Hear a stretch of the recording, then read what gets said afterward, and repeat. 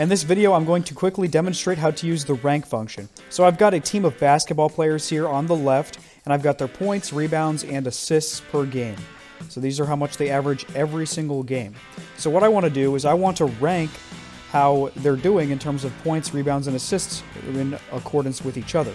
I'm in cell E4, and I'm going to type the equal sign first because we're going to start an equation here with a function. And I'm just going to type rank.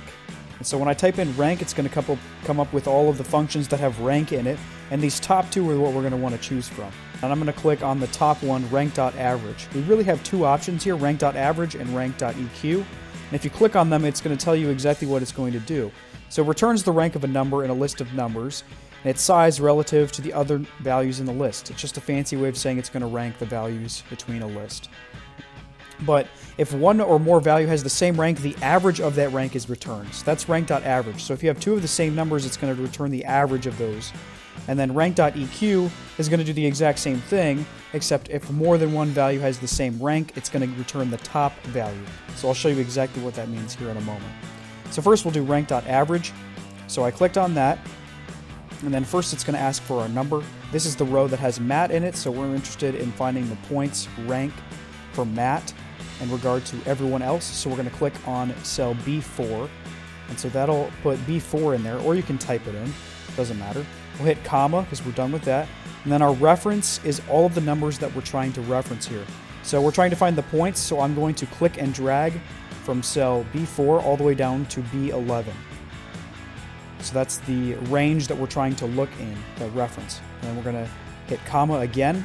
The order is just asking if we want to do descending or ascending.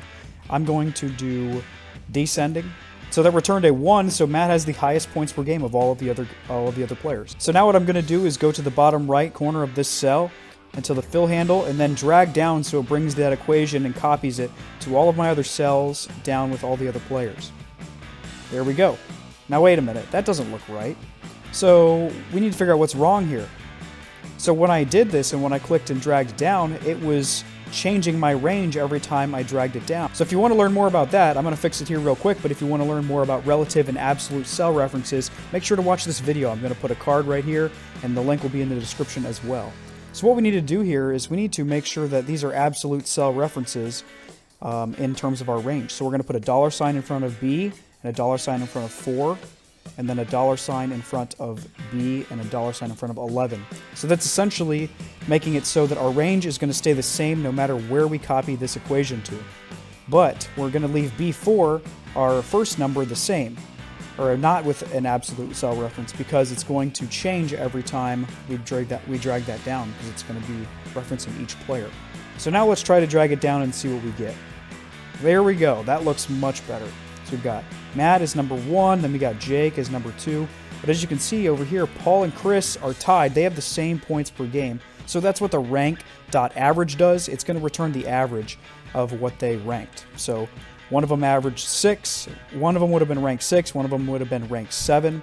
All right, so what I'm going to do next is I'm going to just drag this over, but first I'm going to edit this cell reference here, because we don't need this $sign in front of B, because we're going to drag it over, and we're going to want to change that row as we drag it over. When we drag this equation over to the right, it's going to update automatically. So now we have C4, and C4 to C11 is our reference. Now we're just going to click these together and drag them down and easily just get our overall rankings. So again, just a quick recap, you just type equal sign, you start typing rank, you select whether you want rank.average or rank.eq. We'll do EQ this time. You select the number that you want. I'll just select B4. So that's the points. I want to see where Matt ranks with the rest. You hit comma. You select your reference, which is a selection of cells you want to reference that with. You hit comma, and then you want to type in 0 or 1, or you can just click whether you want it to be ascending or descending. This time I'll hit ascending. And then hit enter. And that is how you use the rank function. I hope you found this video helpful. Make sure to like and subscribe for more quick and easy Excel tutorials coming in the future, and have a wonderful day.